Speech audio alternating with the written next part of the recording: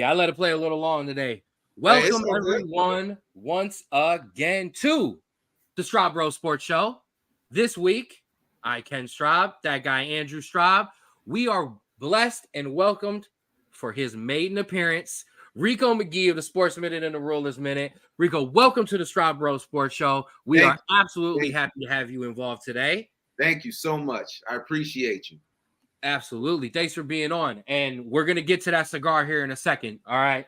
So what we're going to do today, though, on this special morning episode for here on Sunday, we're going to hit the NFL games that are coming up, give you some live updates on the Colts and Patriots going on over in Germany. And then later on in the episode, me and Drew are going to break down the United States men's national team roster for the upcoming friendlies. Rico, you're more than welcome to stick around for that, bro, to talk a little footy with us.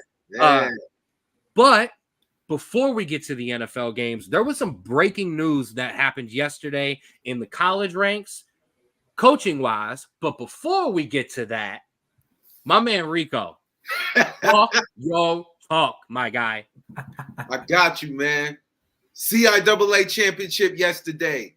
My alma mater, the Panthers of Virginia Union University, the Virginia Union University, captured the crown 21-10 over Fayetteville State yesterday. Big shout out to Fayetteville State. Solid game yesterday.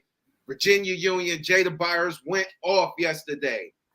It was a revenge game, actually, because Fayetteville State beat us in week 3, 10-7, a tough defensive game, but I can't say enough about these guys, man. I'm really proud. Selection Sunday for the Division II bracket is today. I believe it's today. I'm not sure, but I will be giving everybody an update on my Panthers, man. So huge shout out. Congratulations. VUU. I love it. I love it. I love it. Happy for you, man. Listen, nothing is better than when it isn't just the team you root for, but it's the school that you went to. No championship will mean more than that. I didn't graduate from Notre Dame, but so no championship will mean as much for that guy there and that other guy over there if UC ever wins ones. So congratulations, Rico. I'm happy for you. I'm happy for the guys. Congratulations. Thank you. Since we're in championship shout out mode, we can't be missed. We talked about it on the pod on Thursday. The Tiffin Dragons took care of business against Findlay this past weekend. So our cousin Keegan and the Tiffin Dragons locked up the GMAC championship with a 26-7 win over Findlay, finishing off an 11-0, 9-0 in conference. Perfect season. Shout out to the Tiffin Dragons. Shout out to you, Keegan. Thank you for the interview. And like I said, I can't wait to get you in the pod so we can see all those really big rings because that's what my teams do. So, yeah, big shout out to Rico there. Big shout out to Keegan. The other top story, and we're not going to go into any of the games. You can check us out on Wednesday or Thursday. Me and Andrew will go through all our reviews and previews. We take our ride across the country on the Straub Sports Show. But some breaking news happened late last night. Jimbo Fisher fired by Texas A&M. Jimbo Fisher will receive a $75 million buyout. He only made $45 million at Texas A&M. He gets $75 million to go bye-bye. Quick thoughts on that, everybody. We'll start with you, Drew. Yeah. I mean, honestly, it was something we all kind of saw coming. 45-25 at his time there. And a lot of it was in the beginning of his time there. 45-25. Man was winning games. Unfortunately, that was especially early on with maybe not his guys.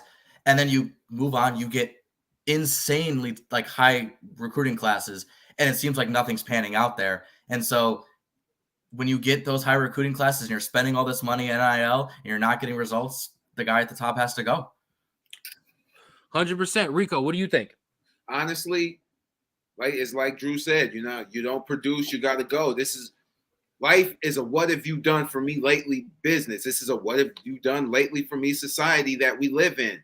So you haven't produced, you got to go. I mean, obviously Alabama is still at the helm of the SEC West, but still, I mean, you got to make it a fight. You got to make it worth everybody's while. And you haven't been able to get it done with NILs and anything like that. It's like, you got to go. But hey, I'll take that $75 million to get fired. Shoot. I take a quarter of that. I'll take just a little bit of that. Absolutely. Word. Send me on my way. Absolutely. Yes. I'll go coach Coastal Carolina and hang out on the beach every week. I got no beef there. Okay. I 100% agree with both of you. If one of you done for me lately, I just want to read something real quick. So, of the teams that Texas A&M has beat this year, they lost to Florida. They beat Louisiana Monroe. They beat Auburn, who's having a really down year, and they beat Arkansas. They lost to Alabama. They lost to Tennessee. They lost to Ole Miss.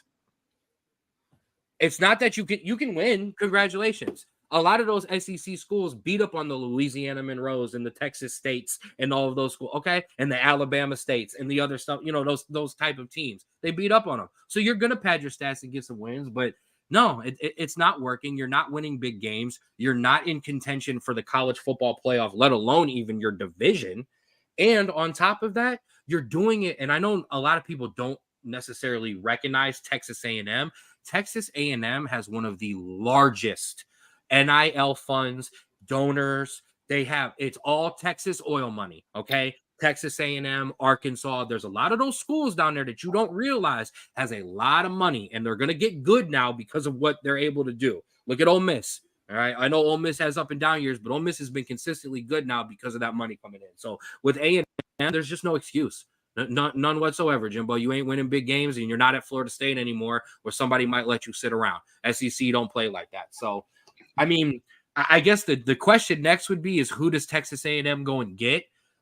Sneak preview. I had a conversation with mine and Drew's dad yesterday about Ohio State potentially losing to Michigan and you potentially firing Ryan Day. But the same question goes for Texas A&M. Who's out there? That's the big question. Who do you go and get at this point? I mean, who's available? Who from the NFL is considering leaving the NFL to go coach in college? Those are the types of questions you got to ask. I mean, there's been some names floated. Colin Cowherd was on Twitter saying Lane Kiffin. But if I'm Lane Kiffin, what can I do at Texas A&M that I can't already do at Ole Miss? Right. I mean, yes, you say money, but at some point, Ole Miss will put up some money if they're going to be good and they're going to get the recruits. But Texas A&M has had those top 10 recruiting classes. So Mom is already in the pod. She says hi. She gave Rico a special shout out. Hi, Rico. Hey, Mom, how you doing? Mom's been shouting out. We're getting all the love. You're in here. We're going to put the comments up. Rock with us. Talk with us. So, yeah, those are definitely couple things we wanted to definitely touch on. First of all, we wanted to give our roses out to the people who deserve them, Virginia Union and Tiffin. But that Texas A&M and that Jimbo Fisher story comes up. It's kind of something that it's time to talk about. Without further ado, let's break down some NFL, boys. So, like we talked about, first things first, Dolphins and Chiefs. Colts and Patriots are currently playing in Germany right now. That game is currently 7-6. They just kicked the field goal. Perfect. That's what Rico's here for. I went to commercial and I wasn't paying attention because I was talking too much. Nope, it's all good. So shout out to that. All right. So we're not obviously going to break that down, but we will give you the rest of the NFL slate. Starting with our first game on the board. That would be the 4-4 Texans at the 5-3 Bengals. The Bengals favored by 6.5 points. CJ Stroud versus Joe Burrow. Not a quarterback matchup that's starting the year. We would be like, oh, I'm here for this. But I'm absolutely here for this. I'm here for this. Absolutely. Talk to me about this game. Well, I'm going to be honest. CJ Stroud is probably going to win Rookie of the Year, Offensive Rookie of the Year. It's not even a question at this point. What did he throw? 470 yards last week against Tampa Bay. The biggest question is that defense is still coming to fold for the Texans. Plus, Jamar Chase isn't completely healthy. I haven't looked at the stats. I'm not sure if he's playing today or not. He was there was a reporter on Twitter who's showing him warm up this morning. So from all I've seen, I'm not sure that he's been ruled out. Actually, while we kind of continue around, I will look up that news as we're talking. Yeah, they kept saying that it was based on they're going to see how he warms up and then they'll make a decision from there. They're going to monitor him, but he's going to play. Basically. Okay. Well, if that's the case, I'm going to go with the Bengals. I think the Bengals will probably, take this game. The Texans are still a young team, still growing, still developing. Jacksonville is currently running the AFC South, in my opinion.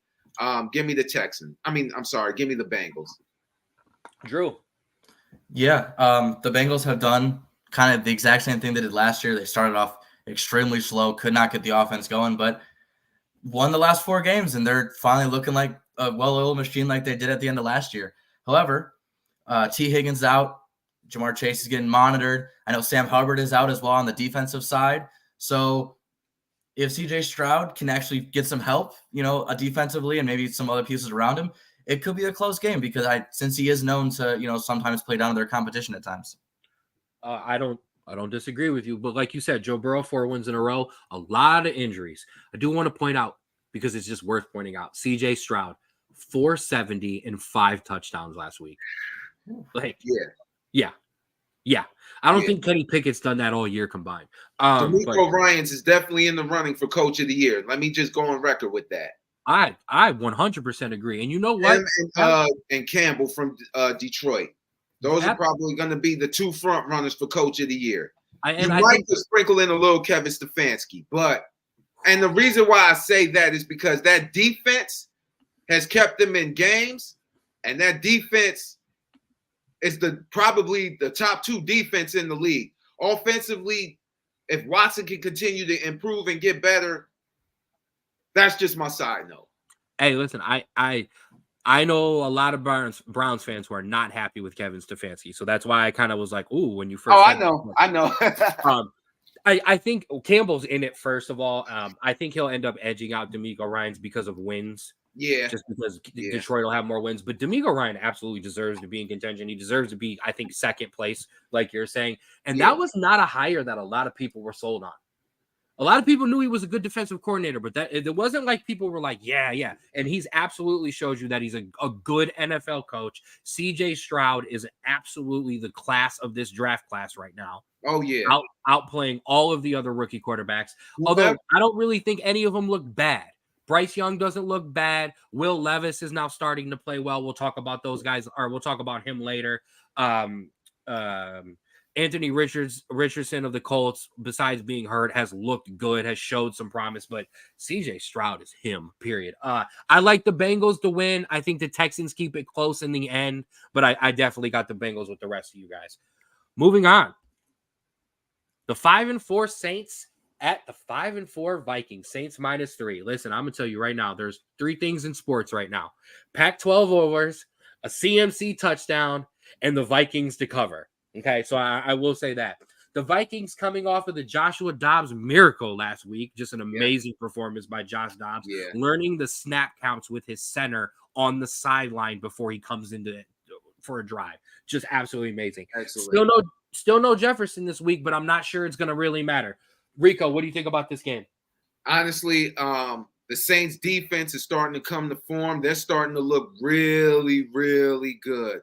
Minnesota, Joshua Dobbs is listen, Joshua Dobbs came in and played out of his mind last week against Atlanta. I don't know how it's going to fare against this Saints defense as they continue to improve week after week. I like the Saints. Yeah, no, I completely agree.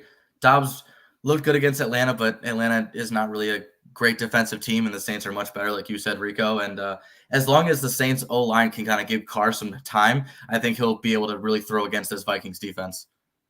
I agree. Beginning of the year, everyone talked about the Saints defense being elite, like elite, top 2, top 3 defense. They're still top half in every statistical category. Okay, so this is a very good defense. They're coming on strong of late. The offense is the concern for me. Right. Derek Carr was supposed to be the savior. Look, I was a believer in Derek Carr. I think he got holed out in Oakland/Las Vegas. Devontae Adams was pissed that they let him go. I definitely think I thought he was a quality quarterback, and I thought if you put him in with a good offensive line and you put weapons around him, I think Derek Carr could lead a team to the playoffs, maybe make a Super Bowl run. I'm not saying he's an elite guy, but I think the team could be good enough. I think the biggest issue with the Saints for them is a lot of And then this year happened. Yeah.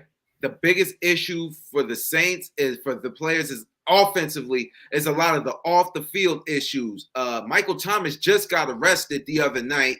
Alvin Kamara's just getting over the dealing trouble with that his he issue. faced. A lot of issues, and it just seems like offensively the Saints are in a bit of dysfunction, if you will. So that's really going to be the biggest problem. If they could get on the same page, I think they can win this game, which is why I picked the Saints. Drew, prediction?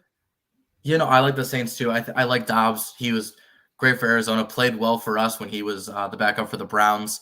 But I think the Saints defense is just going to stifle him, especially with the limited targets that the Vikings have now that Jefferson is out. And I do like the Saints in this one. To quote the great philosopher Lee Corso, not so fast, my friends. Why not ride Josh Dobbs? Why not? I'm in. I'm buying in. I'm sold. Give me the Vikings. Go ahead. Okay. I absolutely like it. Moving on. Switch back to the banners. Moving on to our next game. The 3-5 Packers at the 5-4 Steelers. The Steelers favored by 3.5 points. I'm going to say this is kind of a battle of the running games and the running backs because neither of these quarterbacks can throw the ball very well right now. Kenny Pickett is a backup. Yes, and I'm going to give a shout out to Mel because Mel was getting on me. He said, you think everybody's a backup. Kenny Pickett is a backup. Jordan Love looks like a backup right now. Aaron Jones is the key for me for Green Bay right now. Also, to try to get Christian Watson the ball into some space, maybe some gimmick plays, maybe some fly routes, maybe just some jet sweeps, some stuff like that. But Aaron Jones is the key for that one for the Packers for me. Rico, talk to me. Honestly, Green Bay just doesn't have a lot of elite weapons at the wide receiver position. Everybody left pretty much to go to the Jets. The New York Jets were the New York Packers, as far as I was concerned. I agree. I think Pittsburgh should take the win today, even though Kenny Pickett is a backup. I still like Pittsburgh's running game a little bit better. That's Mel for everybody watching. That's Mel for everybody watching, just so you know. I do like Kenny Pickett. I'm sorry. I do like Pittsburgh's run game. I think it's starting to come into form. There have been weeks of everybody screaming, fire Matt Canada. That's still probably going to happen, but he's doing enough to get by. He's coaching for his job at this point. I still don't think they'll let him go to the end of the year. It's just not in the Steelers organization. It's not in the Steelers organization to do stuff like that. Oh, Rico, you got hit too. The backup quarterback debate we're all getting swept out. Do I get $75 million? Right. Make me leave for $75 million? Right. What's that buyout cost? Yeah, what's that buyout looking like? I will be doing the podcast from the beach. Live from the waves. It's the Straub Sports Show with Rico Mcgee and Ken and Andrews. Right. Drew, talk to us. Or no, Rico, were you done? No. I was just saying, give me Pittsburgh. I think Pittsburgh will win today. Straub, what you think? I think I agree with that just based on the fact that this is how the Steelers play all year. You get 75 cents in a bag of Cheetos. Oh, that's great. Just through the fact that we've seen this all year. Kenny Pickett plays decent, not great. The running game kind of helps him out a little bit. But then the Steelers defense absolutely tears up whatever offense they're playing and kind of wins them that game. I will say that Minkah Fitzpatrick is out. That is a big piece of their defense, so we'll see how they are affected by that. But Jordan Love up and down all year. We'll see what kind of game we get from him, but I think that defense is going to terrorize him, and I do like Pittsburgh in this. My second one of the day. I disagree. I think the Packers get back on track in an ugly game. Listen, we know that Steelers defense is elite, but old school rivalry, two old school teams, Packers and Steelers. And listen, I'm an NFC guy. I'm a Cowboys. Listen, you see it there. You know this. The Packers haunt me. The Packers get me all the time. I'm not rooting against the Packers or picking against them at that. But I will say that 3.5 is tasty. I'm not gonna lie. All right, let's keep it going. The 3-5 Titans at the 3-5 Buccaneers. Will Levis versus Baker Mayfield, the quarterback matchup of the century. But hey, listen, the Bucs defense is not playing very well right now. There it is, Baker touchdown maker. The Bucs defense is not playing well right now. Will Levis looks better right now than anyone ever thought, other than Mel Kiper at the draft. He looked awful during camp. He looked awful during preseason, and he got immediately demoted to third stringer, and now has apparently sat there. He's learned. He bided his time, and now he's he's coming out and he's actually has this offense looking well. And he's got DeAndre Hopkins playing well. He resurrected that guy right back from where he was at the beginning of the year playing with Ryan Tannehill and has him playing well. Baker, touchdown maker. You know what? Baker Mayfield has not played bad this season. He's played pretty good this season. The problem is when you don't have the defense that's not playing well and they're giving up just as many points as you're scoring, it's hard to win games. So I wouldn't be surprised if Tennessee goes in and beats Tampa Bay today, depending on how well the defense plays. I think this is going to be a battle of the defenses. And Will Levis has played pretty good. I mean, he came in and torched Atlanta. I don't mean to keep bringing up Atlanta, but yeah, he torched Atlanta, torched a few other teams. Give me Tennessee. I like that. I think this is kind of, I wouldn't say a last resort for Tennessee, but we're kind of, what do we have going into next year a little bit? Just because Tannehill is on his way out. He's getting old. They gave Malik Willis plenty of opportunities, and he hasn't really taken advantage of it. So this is kind of, is Will Levis the future here? They got to do what they did last time, and they figured out it worked. Just throw to DeAndre Hopkins, and that would work. However, for the Bucs, that rush defense isn't terrible. It's actually pretty good. And if they can stifle that run game with Derrick Henry and Spears, they can force Will Levis to throw a bunch. It's a rookie quarterback. He's going to make some mistakes. If you can get some turnovers at home, it's a very good chance you can win this game. I actually like Tampa Bay in this. I think Will Levis comes down from that performance, and I think he shows that he's still a rookie. Listen, both of you make excellent points. I want to point something out for Baker. 1,800 yards, 12 touchdowns, 4 interceptions, 56.4 QBR, 15th in the league, which is exactly what I think Baker Mayfield is. 15th, 16th to 20th in the league. I think he's kind of right in that range when he plays well and he's in a system that can that adapts around him. I really, really, really wanted to pick the Bucs today, and I wanted to pick Baker. I like Baker. I've liked Baker since he planted that Oklahoma flag in that Ohio State Stadium. Sorry, Buckeye fans. The Baker's been my guy since then. I love his spirit. I love the way he competes. But I think he gets beat out by the kid because I think the Titans defense plays so much better than the Buccaneers defense today that it allows the Titans to win. So that's why I've got the Titans, not because I actually think Will Levis outshines Baker Mayfield. Our next one, a great game. The 5-3 49ers at the 6-2 Jaguars. The 49ers 3-point favorites on the road. Brock Purdy, you got all your weapons back this week. Yes, no sir. more excuses. No more excuses. I don't want to hear it. You're 14th in QBR since week 6.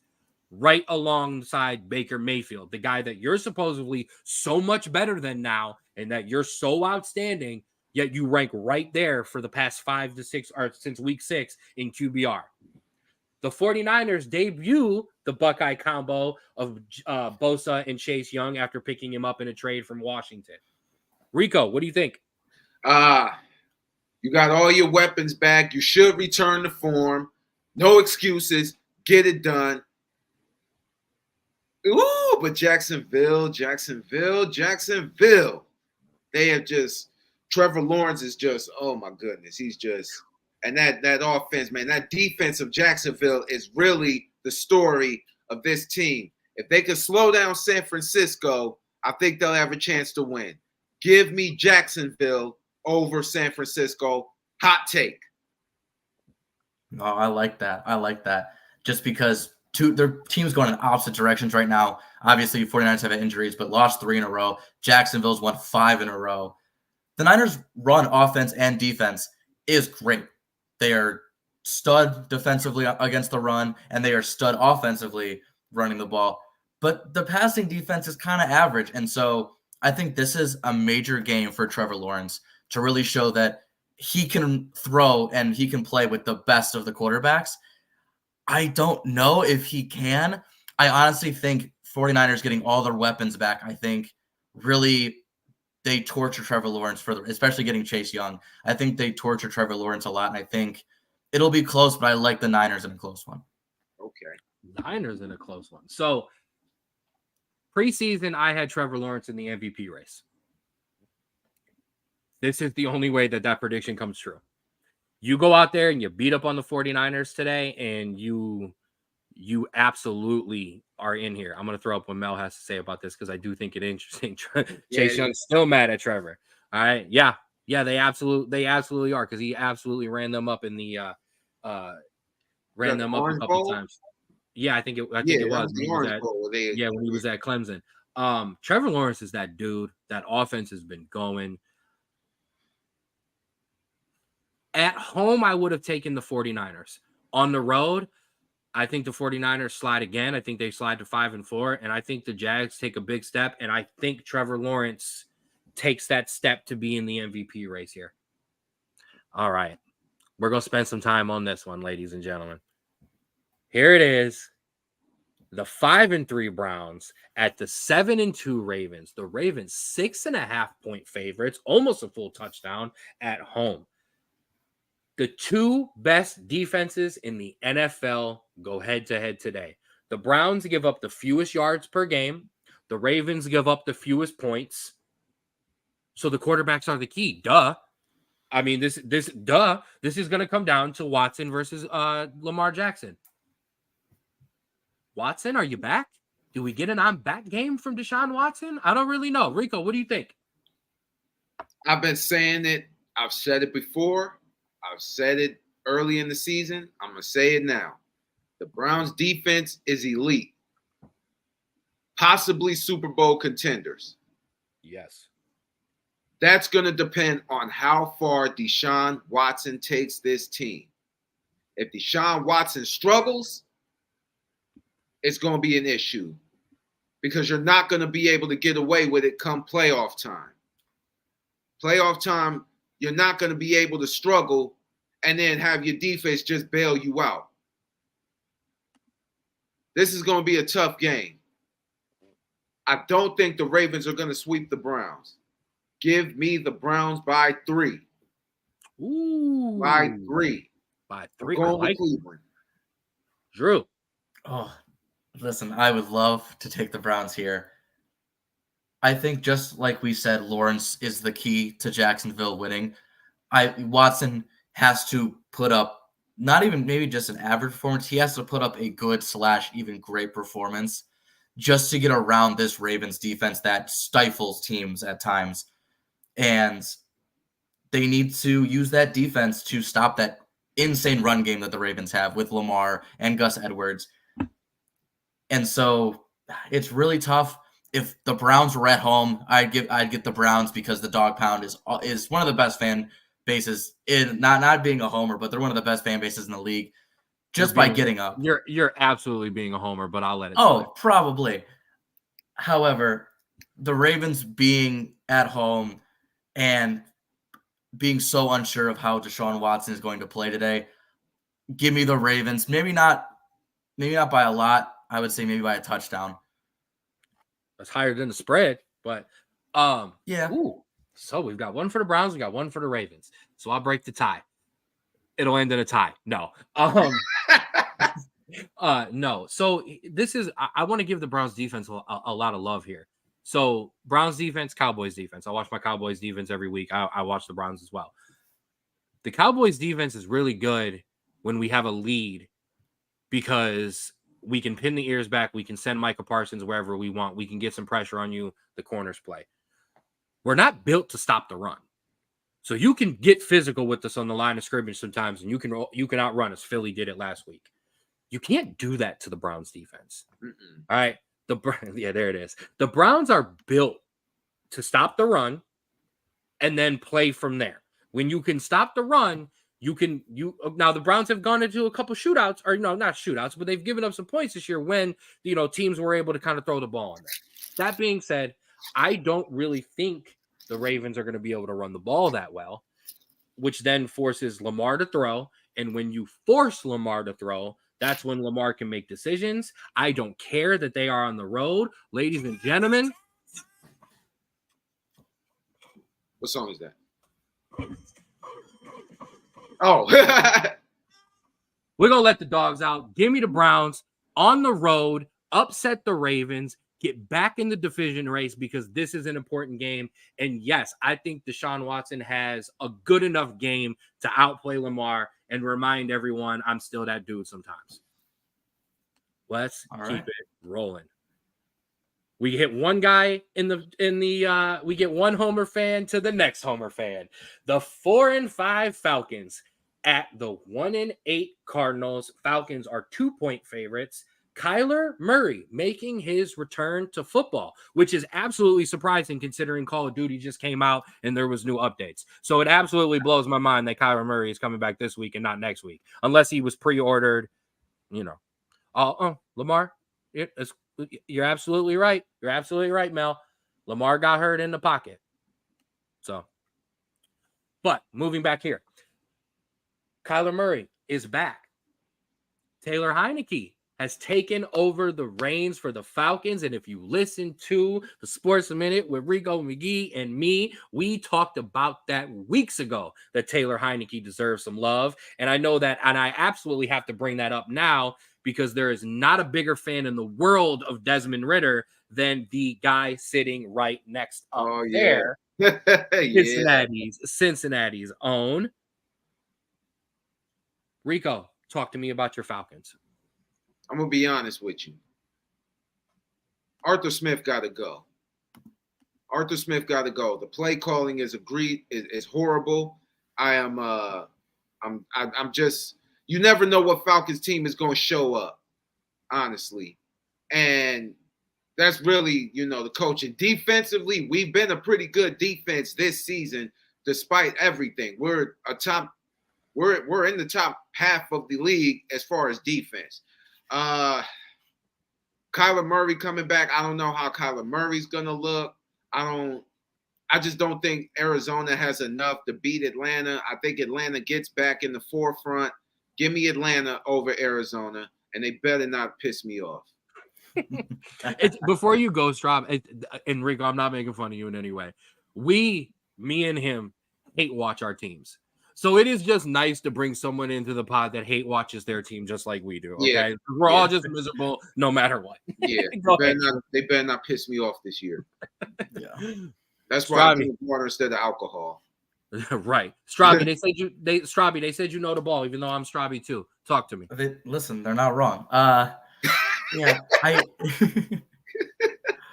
I don't think Kyler's gonna have too much of an impact just because he has nobody out there to really help him out, especially getting back into the rhythm of, being in a live game. Maybe a couple weeks down the line, he can find some guys that he can really rely on, but there's not a lot. There's no DeAndre Hopkins anymore. There's nobody who could really help him out. But the Falcons, and we've said this all year and even last year, they need to use their star players so much more than they're using them. Bijan had less carries than Tyler Algier last week. It was 11-12. And as was the theme last year, Kyle Pitts, 5 targets, not leading reception when he's, I think, clearly you're one of your best receivers, even though he's a tight end. And for them to really capitalize on that, especially with Heineke, who is a very serviceable backup and borderline starter at times, you need to get it to your talented players the most to win this game. But even if they don't, I think the Cardinals are really just reeling, and especially bringing back a quarterback into the system. I like the Falcons as well. Mom's laughing at us. We're having a good time here. Oh, and we got the like up there. Shout out to my guy Sean Fatika, high school teammate of mine, absolute boss. Shout out for the like there. Guys, can Arizona just continue the tank? Like, stop pretending. You're clearly tanking. You wouldn't have traded Josh Dobbs if you weren't. I know Kyler was ready to come back this week, but you didn't get much for it, so it's not like you had to ship him out of there. I don't think Kyler is going to come back and be strong. He didn't look great before he got hurt. I know there were some games where he pulled some magic out of his butt, but that was a better Cardinals team than they have now. I think this team is here's your hot take alert. I think this team wants a top pick. I think this team will take a quarterback, and I think this team will trade Kyler Murray. That's what I think too. A lot of people are saying that Kyler Murray will probably go to Atlanta. I don't know how that will work out. It would be. Do you want him in Atlanta? Let me ask you, Falcons fan. Nah. I'm not. I wouldn't. I'm not sold. I actually want Justin Fields in Atlanta. I really want. Me and you have talked about that, Rico. I think that's dangerous. I think Justin Fields has all the talent in the world, and I think you put him with a better coach and a better everything. Atlanta is a better everything than Chicago right now. Most teams are better organization, better coaching, better GMs, better roster, better everything. Sorry, Chicago. The only thing you might have is a great fan base right now because you don't have any good team. So obviously, then clearly I'm taking the Falcons. I don't care. It wouldn't matter if Desmond Ridder was the quarterback. I don't care if you called Michael Vick right now and was like suit up for us. Okay. Sometimes I want to call Michael Vick and beg him to come back, man, bro. Right. Can you go back to the 2002 form, please, and come to Atlanta? We need it. Right. Even Pittsburgh Steelers form would help too. Oh yeah. Yeah. Or what do you mean? Or the Eagles? And give me any version of that. Any version of Vic is rolling. Okay. It does not matter. Okay, let's keep it rolling, fellas. That was a good one. The 6-2 Lions. I want to say that the 6-2 Detroit Lions favored by 3 points on the road at the 4-4 Chargers. The Lions are real and the Chargers are not. That should not be a controversial take anymore. It was at the beginning of the year, and it's been for a while. The Lions are good. The Chargers are not. Justin Herbert is going to be wasted if this franchise continues the way it's going. And Justin Herbert is a generational talent. I know sometimes he gets overhyped because they're not winning as many games as they're supposed to. He has what I believe is the worst coach in the NFL. I think he has no home field advantage whatsoever. The Chargers have the worst home field advantage in the NFL, and playing at home nicely does help. Ask the Browns, ask the Ravens, ask the AFC North how that feels. Or the Cowboys and the Packers whenever they go somewhere. I don't understand. The Chargers have a +9 turnover margin, tied with Cincinnati for best in the NFL, yet they still can't get it done. Rico, talk to me tell me I'm crazy. You're not crazy. The Lions are going to win this game. LA's offense is kind of predictable at this point. And I think part of that, you just know who they're going to do. I mean, their running game is predictable. Their offense is, they need to bring it up. They need to mix it up or do something, to provide a spark. You're 4-4. I mean, you're probably not going to catch Kansas City. You're probably just give me it's nothing really to say. Give me Detroit. Drew. Yeah, no, exactly. The Chargers defense has looked better in the past couple weeks, but their mistakes are so glaring and obvious week to week, and yet they don't make any changes to them. And that's exactly what Detroit thrives on, is getting momentum after turnovers and just being able to just shove it down your throat with the running game and with the nice little passing game that they have. And their defense is super stifling. And I love the Lions on this one just because the Chargers can't get out of their own way. Give me the Lions. Give me the Lions. Give me the Lions with that 3 points. Give me the Lions with an alternative spread of possibly 7. I love the Lions here. Go ahead. I was going to say also shout out to my friend, college buddy. He's been a Lions fan forever. And just like Browns fans, they've had to suffer through awful season. And so he's living it up right now. He's wearing his Stafford jersey everywhere. He's loving life. You know what? They may have had it worse than Browns fans because at least sometimes when you're so bad, you're like, okay, we're really bad. We're going to get better. The new regime, da-da-da-da. The Lions have just been in that I've got Matthew Stafford, but we're not actually good. I've got Calvin Johnson, but we're only so good. Like, it's been awful. So, yeah, Lions fans, big shout out to you. You absolutely deserve it, and I got you to win today. So let's do some updates real quick. The Indianapolis Colts just ran out the clock 10-6 on the New England Patriots. So the Colts go to 5-6. The New England Patriots go to 2-8. So other than the ring footage camera of Bill walking out of that house on some early morning, they ain't been doing a lot of scoring and they ain't been doing a lot of winning on the Patriots end. Go ahead, Drew.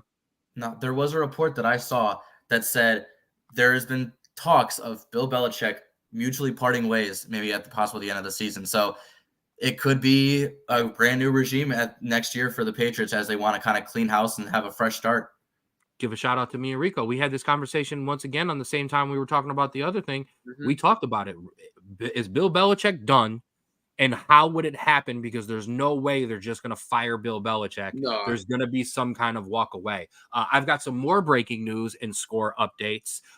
Andrew, going into halftime right now, it is 2-2 Chelsea City. Manchester City just scored in extra time to make it 2-2 going into halftime. So you've got a phenomenal game to go back and watch, because I know you're going to be rewatching this when you get off the pot. Yeah, I don't know if anyone saw my face. I re-looked at the score and I saw it was 2-1, and my eyes just lit up. I was like, "There's no way!" And then I looked back after we had a discussion. It was 2-2, and it was like, okay, well, that makes sense. Akanji scored in about the 47th minute or so to tie that up on you. So unfortunately, no, your lead did not last very long. All right, let's keep it moving to our next NFL game. It's my turn, everybody.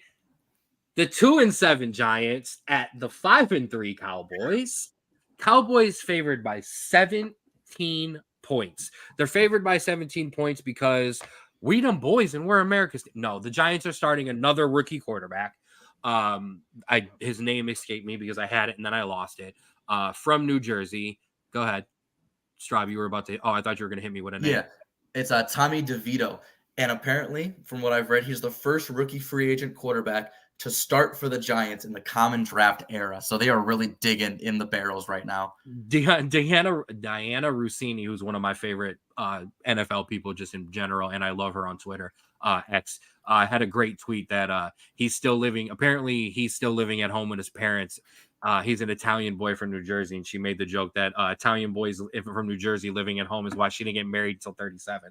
So shout out to her. I absolutely love that. I actually wrote it down. Tommy DeVito. No relation to that DeVito. We'll start for the Giants. I actually did some research. How about that? My Cowboys. We'll win by 14, at least, possibly 21, which means we're gonna lose by 7. Rico, talk to me. They're gonna piss me off today. Give me the Cowboys. I mean, the Cowboys hate the Giants. Give me the Cowboys. Nothing left to be said. Giants are just a dumpster fire right now. Not really to any fault of their own. It's just quarterback issues, health issues, hell, maybe coaching issues. Give me the Cowboys by 20. Ooh. Yeah, true. Your defense has absolutely destroyed lesser quarterbacks this year, and I think this could get really ugly. You've had some blowouts in your favor, and I think it honestly goes the exact same way. Give me by like 3 scores, honestly. I think you guys are going to absolutely terrorize DeVito, and I don't think they're going to be able to get anything going. I hate this. The only team that I can't stand being hyped up for a win more than this team is when my Notre Dame Irish are. I can't stand this. This has all the makings of the Giants winning by a late field goal by some miracle. It really does. This is going to drive me absolutely insane today. But come on, Cowboys. Boy. All right, moving on. The 4-5 Commanders at the 5-3 Seahawks. Seahawks are 6.5-point favorites. I didn't have to actually have that one up. 6.5 favorites. I don't really understand what's going on in Washington, and I think we should touch on that here in a second. I really do. I really don't. Actually, and I want to actually. You guys mind if I take a pivot real quick? I had a question. Rico, because you brought it up. Was Brian Daboll a good coach? Ryan who? The coach of the Giants. I mean, he led them to the playoffs last year, and then this year it's kind of, I don't know really what happened to the Giants. I had expectations, but I think we would probably give him one more year. I want to see what he's able to do next year. I think next year will probably determine whether or not he's a good coach. I want to know if the Giants are all the way back or if this was just a one-shot deal. Because right now it's looking like their playoff run last year was a fluke. That's just, my humble opinion. I don't disagree. Drew? No, I think I agree. I think it's too hard to tell when you have so many key injuries, especially a quarterback. But Saquon was out for a couple weeks there. And so once you get everyone back healthy, maybe you get a couple free agent signings, you really get this team ready to make a playoff run. I think that's when we'll fully see, what kind of coach he is. Absolutely. And the Giants will spend money. They're not a cheap team by any means. They want to win. I agree. Saquon being out the first, he was out after, I think, week 1 or 2 has absolutely hurt them. You're talking about a guy who supplied, I think it was more than 50, it was almost 40 to 50% of their offense last year. It was a phenomenal stat. Between that and Daniel Jones being hurt, no, I think it's fair to give him another year. But I wanted to bring that up because Rico brought up a great point. So I wanted to hit back and touch that. So jumping back in, those 4-5 Commanders at the 5-3 Seahawks. Like I said, the Seahawks are 6.5-point favorites. Can Geno clean up the turnovers? 6 interceptions, 2 fumbles lost in his last 4 games. So if Geno's got to clean it up because the Commanders' defense, even without Chase Young, has been a good defense. Are the Commanders interested in playing now that they're having a fire sale and they're selling all their guys? Rico, what is going on in Washington? And what do you think about this game? Rumors that Montez Sweat, we were supposed to get Montez Sweat. We probably might get him after the season is over. We might pick him up in the offseason because there's rumors that he hasn't really fully committed to Chicago. I don't know what's going on, if he's going to commit to Chicago or if he's not. I'm pretty sure he wants to go somewhere where he wants to win. But anyway, back to this. I think Washington is I think Eric Bieniemy, the offensive coordinator, offensively, I think they'll be okay. Defensively, I think they're trying to rebuild some pieces. I don't think it's going to be enough. Give me Seattle. Yeah, no, I completely agree. I think Eric Bieniemy deserves a lot of credit. I think this team without Eric Bieniemy is maybe a 2-win team. I don't think that they're that good. He has really elevated Sam Howell, 2,400 yards, 14 touchdowns. I think he would do much worse without Eric Bieniemy. However, I think if Geno Smith can go back to being a field general, not throwing the ball, or if he can just get it to his receivers, dump it off, I think that they have a much better shot just because I don't think the Commanders have enough talent to really hang with Seahawks the entire time. Montez Sweat was traded. Obviously, we talked about it. They traded Chase Young. There was also some rumors of Scary Terry being traded too. So they were absolutely trying to just completely just fire sale. I don't get it. I really don't. They're 4-5. They've been in competitive. You know what I mean? That I understand right now, and I hate when teams do this. Yes, clearly the class of the NFC East are the Cowboys and the Eagles. Clearly the Giants are at the bottom. I don't feel like Washington needed to blow it up to try to compete with the two of my Cowboys and the Eagles, respectively. I really don't. So I was a little surprised there. I wish I was fuming because the Washington won't trade with me, but I absolutely would have snagged up Chase Young, okay, and stuck him right next to Micah Parsons and said, let's ride, okay? Absolutely. So I think just that's weird. I think Geno and DK get on track today. I think they get rolling. I think the Seahawks win comfortably. Go Hawks. There's my best Russell Wilson from back in the day. I don't. Washington has dealt with so much with the Dan Snyder stuff and the logo and all of this crap. You had they had a damn near a parade after they won their first game to then just turn around midseason and just blow this up when you actually were starting to get good momentum, good vibes there. Washington hasn't had good vibes in that city for 10 years now. So I don't understand why all of a sudden halfway through you roll it in, and I think the players will not respond. So I absolutely will take the Seahawks. Your Sunday night game. No, I'm sorry. Your late window. It is your Sunday night game. Okay.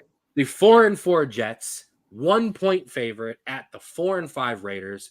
I thought the NFL could flex because this game should be flexed way the hell out of the 8:15 Sunday night spot and should have been flexed to Germany, okay, at 9:30 in the morning. Somebody should have called those guys on Thursday like, hey, you're getting on the plane. Sorry, fellas, you got to go because this is not going to be a good game. Why is this segment just not clips of Aaron Rodgers throwing the ball? Like with this, it should just be Aaron because at this point, we should just be talking about ayahuasca and darkness retreats because the man is not human. He is throwing a ball after all of the knee being shredded apart. He's taking 3 step drops. It is absolutely amazing. No, I am not even talking about the game. I'm talking about the quarterback who's injured because I just don't care. The Raiders, though, give some Raiders the love. They under interim coach Antonio Pierce, just an ugly situation there. I want to touch on that later, but Antonio Pierce has the Raiders playing better. I mean, we've got a Zach Wilson versus Aiden O'Connell quarterback matchup. Nothing to write home to your mama about, but you know, it is what it is. Rico, talk to me. Hype this game up. It's kind of hard, but the Jets are 4-4. Not bad. That defense, man. That defense is definitely keeping them in games. You just have a quarterback that's not healthy right now. Jets will probably be what, 6-2 at the lowest, maybe, if Aaron Rodgers doesn't get hurt. Yeah. The Raiders, on the other hand, they playing pretty good under their interim head coach, and with the pieces they got in place, man, let me tell you something. I can't hype this game up anymore, man. Just give me the shit. Right? Like, huh? Fuck, man. Let me get a give me the Raiders. I don't know. Is Zach Wilson still the starter? I don't trust Zach. Yeah. The Jets have the fewest offensive touchdowns in the league, 8.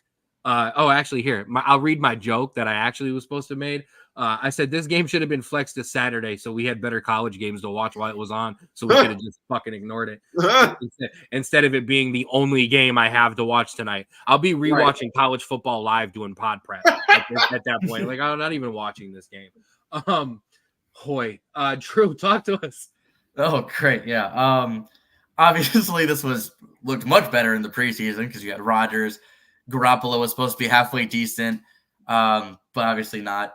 Yeah, the Raiders got a boost last week, but I think they come back down to earth. I think that was just kind of we fired our head coach that nobody liked, and now we're better, but I think that goes back down. I think that Jets defense led by Bearcat graduate Sauce Gardner, I think they harass O'Connell all night, and I think that their offense just enough to get by. But yeah, honestly, we're gonna be writing down some college football notes tonight instead of watching this game.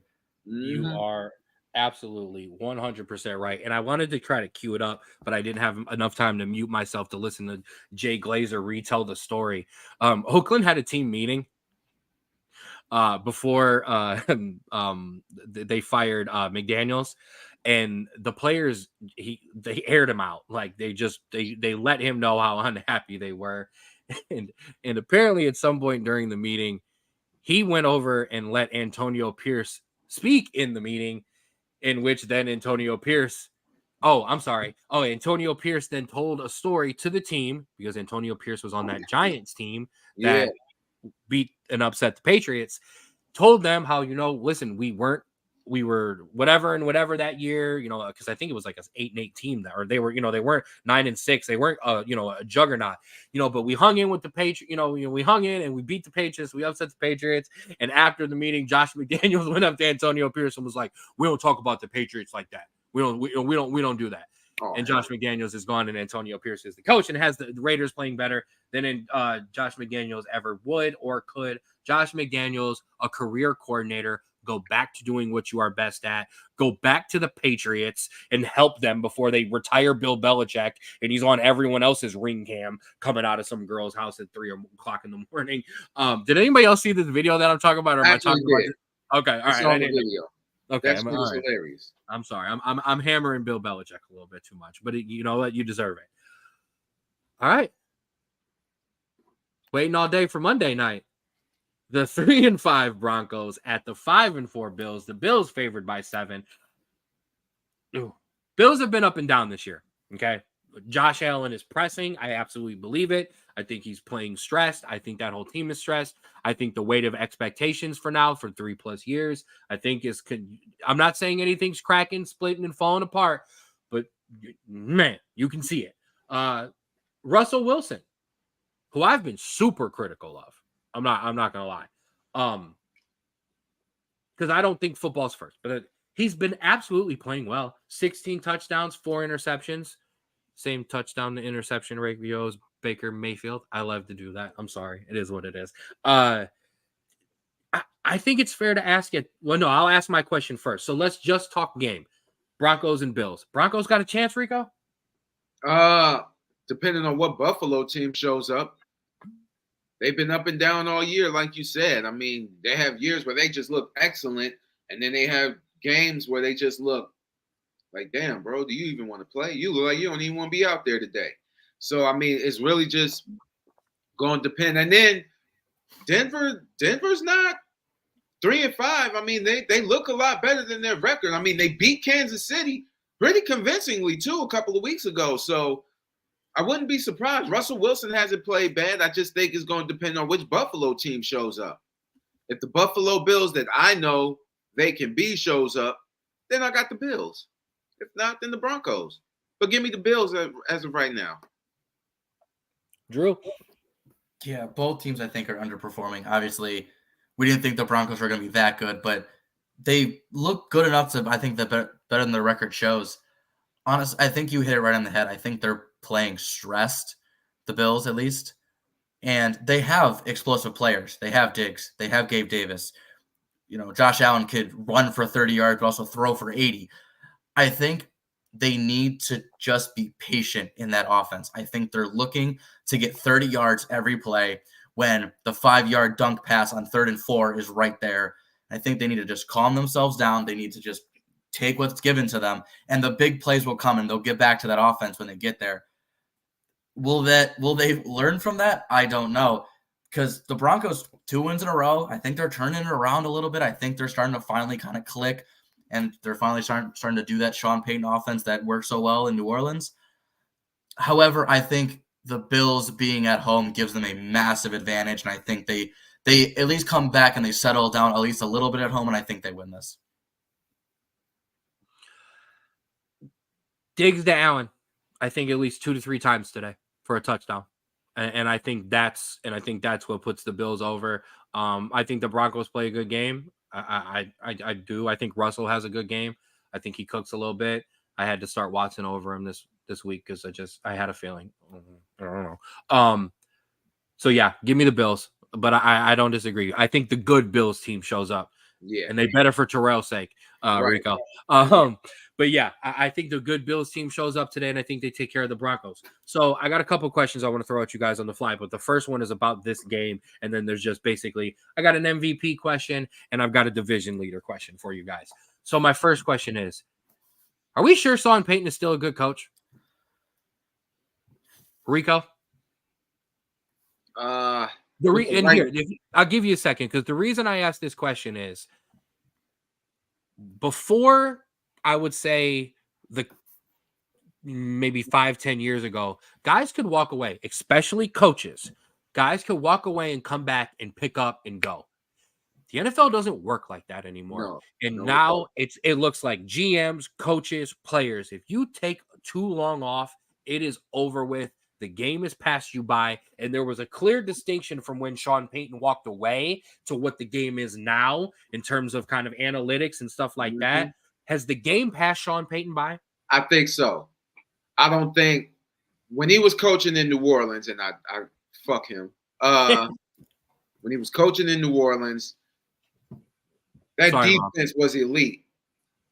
Them defenses was scary. Them Saints defenses was scary. Bounties are not. Yeah, I mean, them bounties was, I agree. And I really think that, which I don't care what nobody say, he bought that Super Bowl with that bounty shit, but that's just me hating on my rival. I think the game is passing by really because it's a lot faster now. It's a lot faster now. You're able to spread the field. Teams barely run the ball at this point. And when you don't have the quarterback, Russell Wilson is good, but he's not. This Russell Wilson is not what Drew Brees was in New Orleans, if that makes sense. But he's not. I think it's fair to say you're right. He's not. But he's not that. Although, You know what? No, that's not fair. Drew Brees was an MVP candidate. Yeah. Up until until the arm gave out, until the shoulder just was done and he Yeah. couldn't throw it 10 yards anymore. He was in the MVP race. So you know what? I got to agree with you. As much as I've respected the Russ's play this year, he's not an MVP level. He's not at an MVP level. So no, I agree with you. They don't run the ball anymore. I'm not saying it would look better under a different quarterback, but I also don't know. Yeah, and then you got to think, man. Jerry Jeudy is up and down. A lot of those offense, the offense just, like the offense is better, but the defense is really. Because last year, Denver's defense was a top 10 defense. They were the reason that the Broncos were getting blown out week after week last season. Now this season, it's like Dr. Jekyll and Hyde. It's like the sun goes down. It was supposed to be the thing that carried them this year. Yeah. Sean Payton was supposed to come in and fix Russ because the defense was already cooking. So we get Russ cooking. Now the defense is there and everything goes back to normal and the Broncos are good. But no, you're right. I Drew, weigh in. Yeah, I think what Sean Payton doesn't, or at least hasn't learned since coming back is you need explosive players to win big games. Look at the Bills, look at the Chiefs, look at the Eagles, all those, even the Dolphins, even though they haven't really won anything, they're playing super well. You need explosive players in the league today. You can't have a Mark Ingram and a Drew Brees kind of just doing 5-10-yard chunk plays because those aren't there anymore. And so the defense, obviously, I think for the Broncos have underperformed, but I think the offense is just a major issue due to the fact that there is no real explosive players on that offense that are going to spread out defenses and open up lanes that just aren't there like they used to be when Sean Payton was with the Saints. I do want to point out them losing Tim Patrick early in preseason absolutely hurt them because he had turned into probably their most explosive guy at the wide receiver position. And he was actually, and I like Jerry Jeudy. I thought Jerry Jeudy was going to be elite. I do like Jerry Jeudy too. I just don't think he's happy in Denver. No, I don't think so either. A very early first half goal from Erling Haaland just put Manchester City up 3-2 on Chelsea. Sorry, bro. That sounds right. Yeah. But sorry, I lost my thing there. I like Jerry Jeudy. I thought Jerry Jeudy would be elite. I agree with you. I don't think he's happy in Denver. But when Tim Patrick was playing well, it helped Jerry Jeudy. Mm-hmm. You know, I think it's the same way Tyreek Hill helps Jalen Waddle. I think Jalen Waddle could be a number one, but he's also a lot easier as a number two and shows off his skill set. Devontae Smith in Philadelphia, I think he could be a number one, but with AJ Brown, it helps. So I think losing him definitely hurts. But yeah, I don't know what's going on with Sean Payton. Go ahead, Drew. And honestly, I think they have a really good rookie who can be explosive in Marvin Mims, and he's shown it. They just really aren't giving him much time, which is kind of confusing me because when he gets playing time, it's deep balls that he's beating, safeties and cornerbacks on. He's really explosive, but they're just not really giving him much playing time, which is kind of confusing me, seeing how lackluster that offense is right now. Absolutely. Rico just went whole carton on us. I'm sorry. No, I'm giving you props. Rico just went whole carton on us. That deserved a shout out too. So listen, man's thirsty. Listen, absolutely. Listen, Don't want to waste a cup. Absolutely, ain't no shame, ain't no hating over here. I do want to point out. I do want to ask another question, but before I do get to that question, Mom threw something in the comments, and she's absolutely right. We want to give a Veterans Day shout out. Definitely salute to all our veterans. Our uncle, who served. I have a cousin who serves as well. Another cousin who's retired from the Army. So all of our veterans here and those who have passed, we definitely give you a shout out this weekend. This weekend is definitely for you. Guys, I want to ask you another question. I want to do some NFL on the fly as we get closer to the 1 o'clock window. I'm going to ask you this question to let you marinate on it, and then I'm going to ask you a different question. So the question to marinate on is, who is your current NFL MVP? So sit on that one and think about that. But the other question I have for you, and I like this, I'm going to give you the division winners in the AFC and the NFC, and I want you to tell me which one won't end up making it. You've got the Dolphins, Chiefs, Ravens, Jaguars in the AFC. If I had to put you on the hot seat and say, hey, Which one of these teams is going to flame out and go one and done? Ravens, Chiefs, Jags, Dolphins. Who would you pick? Drew, I'm going to you first. Yeah, that's tough. Two, I think the Chiefs and the Dolphins, I think they have amazing head coaches, and they have the talent that I think they can progress pretty far. I can see that as being a AFC championship game. The Jags, I think, need to continue this path. I don't think that they've had the consistency that I think they need to, that shows to me that they have, the ability to do that. And I think for Baltimore, I think we've seen this story before where they just dominate the regular season. They look really strong, and they get to the playoffs and they flame out because the defense, can contain Lamar Jackson and they can't do anything else. And so if I had to pick one, I would have to. You have to pick one. I know, and I wanted to kind of set it on the spot. I know, and that's what we do every once in a while on the Fridays and the Sunday spot. We kind of freestyle a little bit. Yeah, and I think if I had to pick one, I think I would pick. I think I would pick the Jags because I think Lamar has progressed enough where I think he isn't going to get stopped by a single defense. I think he's able to kind of make steps up on the fly. He kind of changes game a little bit, and I think he's able to. That's a hot take right there. Hot take alert. That's a very hot take right there. That's got the hot take alert of the pod. The Chiefs one and done, being the flame out. That is surprising. I'll let Rico go in a second. I got the Ravens. I still don't.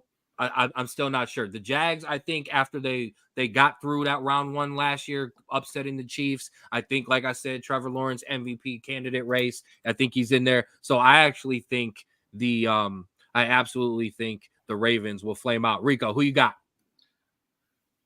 Oh, I think it's one and done. I'm gonna say, woo, that's tough. I'm gonna say Baltimore.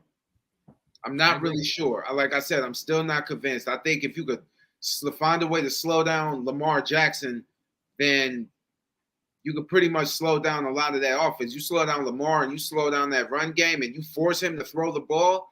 A lot of teams, like with the good secondaries in the league, yeah, I'm just not I'm not convinced on Baltimore, and I really haven't been before the season started. I understand they're 7-2, but I'm just still not convinced. And like I said, Cleveland's probably going to win today. So I'm just not sold on Baltimore. The Straub Sports Show already let the dogs out. All right. So we already know where we're going there. All right. So I'm going to switch it right back to you guys on the NFC side. You've got the Eagles, the 49ers, the Lions, and the Saints. Those are your 4 division leaders as it stands right now. I'll actually go first because I already know who because I think there's 2. Number 1, I think the Saints are the easy pick because, I mean, that division is still kind of in flux. The Falcons are right there. So I don't even think the Saints will end up winning that division. If there's a hot take, I think the Falcons will eventually win that division. Shout out to you. Shout out to your Falcons. I think Brock Purdy's a fraud, and I don't like the Eagles either. I think all of the NFC is in flux. Tell me I'm crazy. I'm probably being a homer.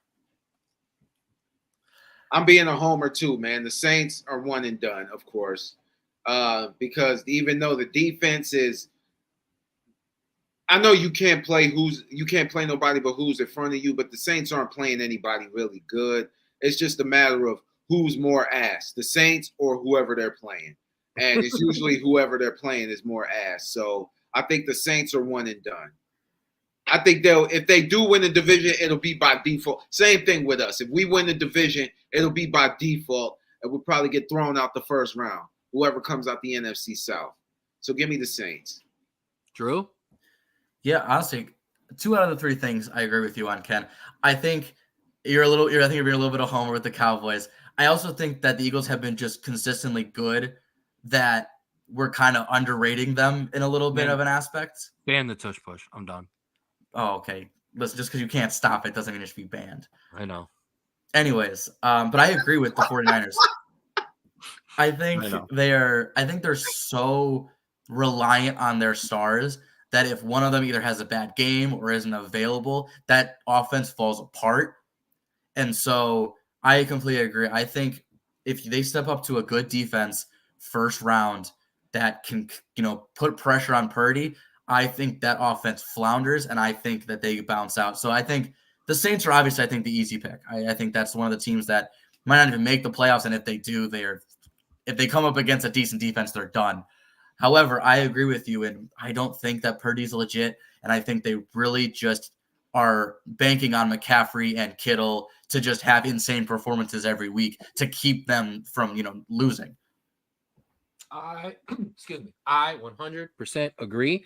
And I appreciate you guys just running on the fly because you guys know what you're talking. We're talking ball, and we know ball. So I 100% get that. Okay, so I got another quick one for you. I asked you to marinate on one, and I'll make it a little easier on you guys because I will give you the current Vegas favorites to win the NFL MVP in order from, you want to go top to bottom or bottom to top? Yeah, Can we go top to bottom? Okay. So number 1, Patrick Mahomes, Jalen Hurts, Lamar Jackson, followed by Tua, Joe Burrow, Josh Allen, my guy Trevor Lawrence, Christian McCaffrey, Jared Goff, and Brock Purdy. Give me Jalen Hurts. I think Jalen Hurts is going to win MVP. I think people consensually, unless you're a Chiefs fan, people are tired of the Chiefs. They're tired of Mahomes. I'm tired of Swift. They're tired of Taylor Swift. They're tired of Taylor Swift. Stop coming to the games. Go on tour or something. I just think Jalen Hurts. Hold on. Swifties, we love you. We're joking. These are all jokes. Okay, I want no smoke with the Swifties. No, I don't want no problems. Please don't get me. Yeah, but no. I think Jalen Hurts has just been playing consistently well all season. Of course, Pat Mahomes is too, despite losing Eric Bieniemy, your offensive coordinator, and doing what you're doing with receivers who would probably be deemed average anywhere else. They'll probably give it to Pat Mahomes, but I really like what Jalen Hurts is doing in Philly. Drew, go ahead and go off for a second. I need to step away for just a second. No, you're good. Honestly, I think so. Talking on the Taylor Swift thing, I think, and we'll probably touch on this on a later topic, I think it's the NFL that's really just mishandling this. Because if you look at the NBA, stars come all the time, and right. it's a one little shot preview of like, hey, there they are, little wave, and then they're done. They don't show them again. They just go. The NFL shows Taylor Swift every 5 minutes, and that's where I think people are getting burnt out. And I think that's where they have to show her once that she's at the game, and then done. And then you're good. You don't have to talk about it ever again. However, back on the MVP race, here we'll bring up this. Yeah, we are tired of Swifties. That's fair enough. If we're talking MVP, I think Hurts and Mahomes, I think it's back and forth. I think it depends on the later half of the year, how each person does. I think it's really close. However, I think someone who's not getting enough love, I think is Tua Tagovailoa. Exactly. I think that he is playing absolutely outstanding. Yeah, he has great receivers, but he's been doing an amazing job in just being an absolute stud, finding them the ball and finding other people the ball as well. And I think that team we knew was going to be good, but I didn't think we were going to think that they were going to be this good. And so I think we have to give Tua a lot more credit than he's giving. Maybe not a favorite, but I think definitely top 3, if not top 5. I definitely agree. Technically Tua's 4th. Odds wise, Mahomes was 275. These are all plus numbers. Hurts is 300, so close. Jackson 400. Tua 650. Burrow 800. So to me, when I look at that, gambling wise, degeneracy 1-800-GAMBLER. The cheat for me with 275 and 300 for Hurts, Mahomes, and 400 for Jackson. Those show me those 3 are up there. Don't get it, Mom. We don't want no smoke. Okay, I know we don't want no smoke. I know, I get it though. With Tua right there at 650 and 800, that tells me Tua and Burrow, and then the other 3. I think that gap is closer, like you just said. I think Tua absolutely deserves some love. My guy Trevor Lawrence, I already said it. I talked about it. I think the odds can jump with a big game. I think he needs to. I think he needs to continue to kind of what's going on, Burrito Man. I think he needs to kind of continue to take that step, and I think he can get in there. Christian McCaffrey definitely deserves some love. CMC, and I apologize because I heard majority of what you said when I walked away. But if you did say CMC, and I'm repeating, but CMC deserves some love. I mean, goes back into our Heisman conversation that me and Drew had on Wednesday, and then me, Rico, and Mel had on Friday, the week before, last Friday. No love for the running backs, no love whatsoever. I know it's a devalued position, but damn, when a guy's having a season like CMC is, I think he deserves to be in there. Get Brock Purdy all the way the hell up out of here. Jared Goff, plus 4,000 right now. Lions deserve love, like period. Lions deserve love, and he deserves some MVP love because he is one of the reasons that they're playing very, very well and that they are where they are. My guy, right? No, my number one right now, no joke. Give me Burrow. I like Joey B. Joey B's playing great. I think long term, you know what? I think Joey Burrow will actually. I think he could win it right now. It's Tua. It's Tua. I like that. Jalen Hurts is 8-1, and they're good and they're playing great. But that team is playing great. That running, and I'm sorry, you're gonna lose points. And I call me a hater on this one, but I don't think it's deserved. That running game, the tush push, all of that, I think is the reason they're winning. Less Jalen Hurts. I think if you take Jalen Hurts off that team and you put Baker Mayfield, that'll be my average quarterback. Kind of generic guy. If you put Baker Mayfield on Philly, do you think Philly is horrible? Do you think Philly, they may not be the number one seed in the NFC, but I don't look at Philly and go, oh no. Okay. If I take Tua and the way he's been playing and I take him off the Dolphins, man, I don't know. Oh no, Tua's playing amazing. He's reading the game well. I like that. But I think Joey Burrow is going to make a run here, and I think Joey Burrow is going to put up some statement games. And that's your NFL MVP talk. We're running it all. So, Rico, I got a question. Do you want to stick around for the United States men's national team roster drop? You do not have to, my guy, because we are about to get in the weeds on some soccer. I'm going to stick around for a minute. I'm going to turn to this Browns and Ravens game, but I definitely want to stick around and hear y'all points on this right quick. Absolutely. That is no problem. There might be a graphic or two that covers you up for a second. I ain't worried about that. But Rico will be jumping in the meantime and giving us some NFL updates while we stick around and we do this. So I'm going to switch the banner up real quick because we are going to do our friendly roster breakdown. So what we have coming up is United States men's national team. It's international break. The U.S. men's national team will be taking on Trinidad and Tobago twice. We're going to get into how stupid that is here in a little while, but that is what it is. But the first thing we need to do is break down the roster. So, Drew, let's talk about it. First things first, we will go into our goalies and defenders when the graphic will load on the screen. I'm currently having technical difficulties. Help me out. There we are. There it is. Boom. So, goalies, Matt Turner, Ethan Horvath, and Gabriel Slonina. Is that how it? I don't think there's an N yet. I think it's just Slonina. And Mom said, it's game time, boys. It absolutely is, Mom. But we're sticking.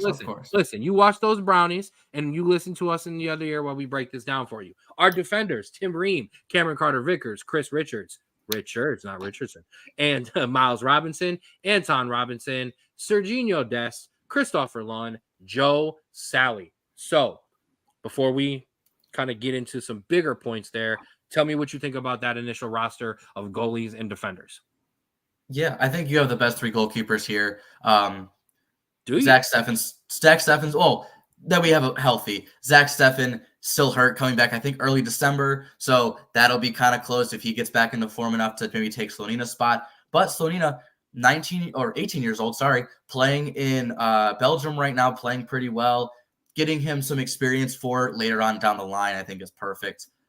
If we're talking center backs, I think maybe not the best playing right now, but in terms of your best four, in terms of knowing the system, playing well with each other, I think that is your best four center backs in terms of Tim Ream, Cameron Carter-Vickers, Chris Richards, and Miles Robinson. We'll talk on it later. You could add an Austin Trusty because he's been playing well. I just think hang on to those. We will. but I think this is your key four that you've been holding on for a while now. And then in terms of, left back, right backs, Anthony Robinson, obviously, Serginho Dest, obviously, Joe Scally, obviously, Christopher Lund, newish kind of, but he's really locked down that backup left back position. And so I think it's very fair that he gets, the call up as well. No, I 100% agree. Like we said, there's some chalk there. Turner's going to play. Horvath is going to come up as his 2. That is just what it is right now.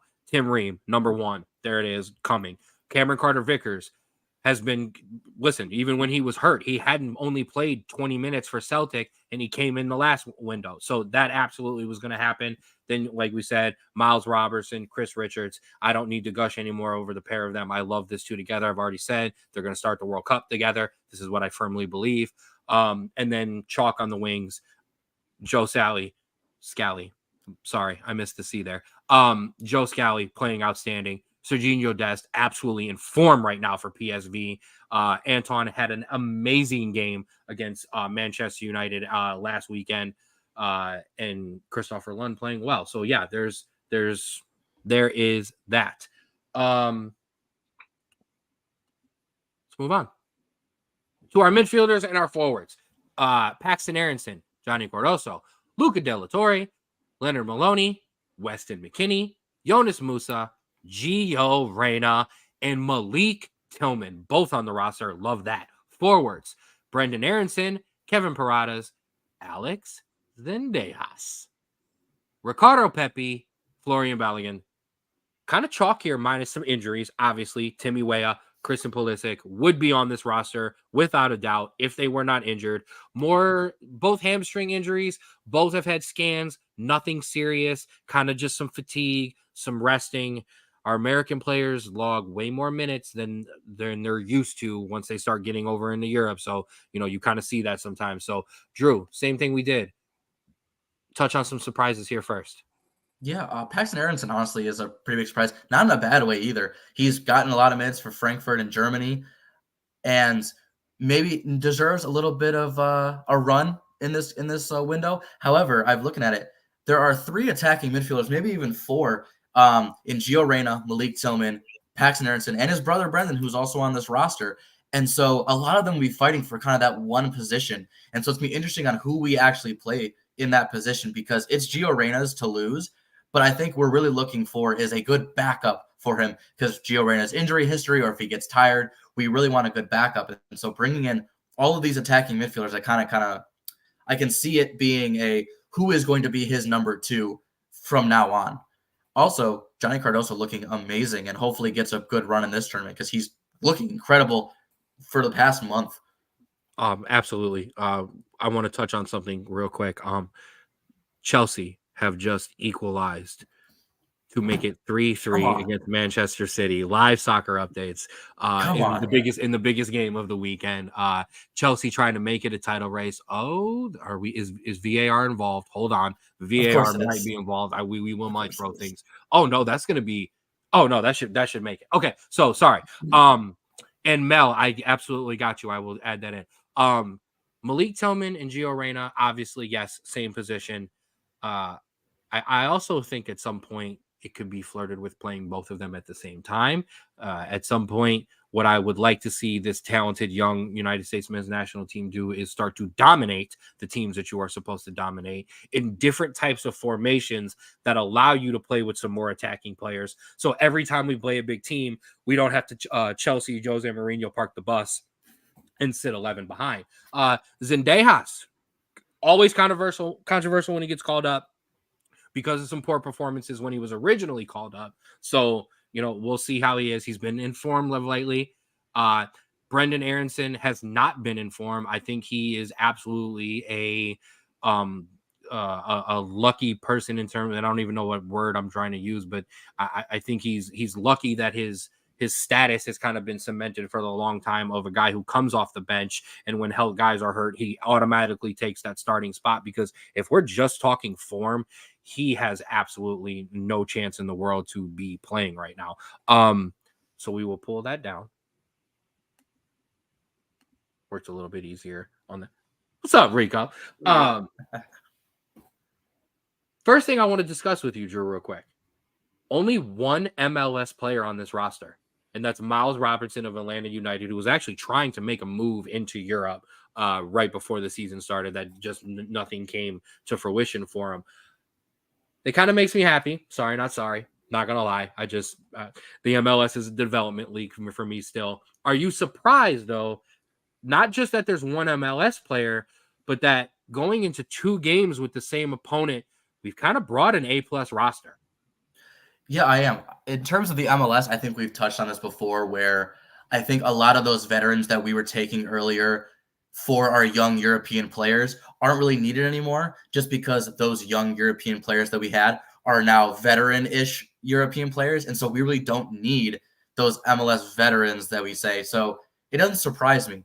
But in terms of bringing in a roster, it surprised me, but it also doesn't surprise me. It surprises me because we're playing Trinidad and Tobago twice, a team that we can handle easily with, I would say, a B team, and we have before. And so it would be nice to get some of those guys some rest in between the periods because they have long European seasons. You don't want any injuries or any fatigue for any of the more important games.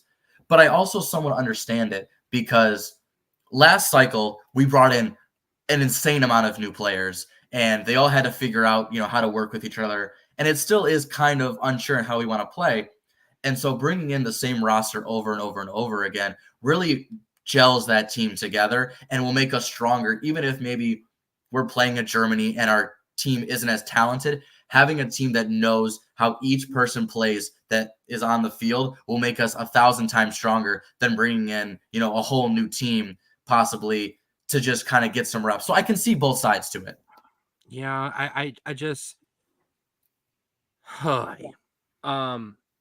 my problem is in Brownie fans, 40 seconds, Ravens score. Mom giving us updates on the fly. Continuity. I understand it. Okay.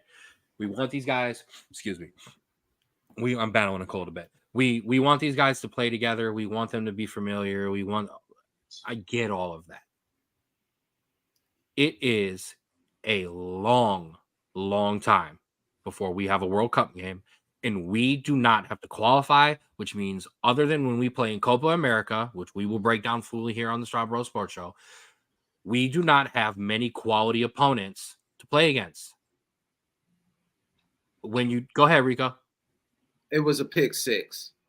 Ooh. Second play from scrimmage. Ravens 7, Browns nothing. Watson, there's that. Wait, Watson, I need to get out of the pod before you start making my predictions look bad. Yeah. Because damn it, I was telling you, man. Damn it. But, and I get what you're saying, Drew. I do. I want to see some other guys get called up. Which other guys are you talking about? Where is Austin Trusty? The man has been playing outstanding for Sheffield United. Man of the match, or almost a man of the match. Most tackles won multiple times. Why? Gianluca Busio. I know I'm a Busio stan. I know that's my guy.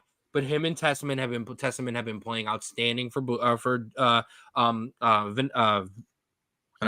Valencia. There's no reason you can't give some of those guys a run. No, I completely agree.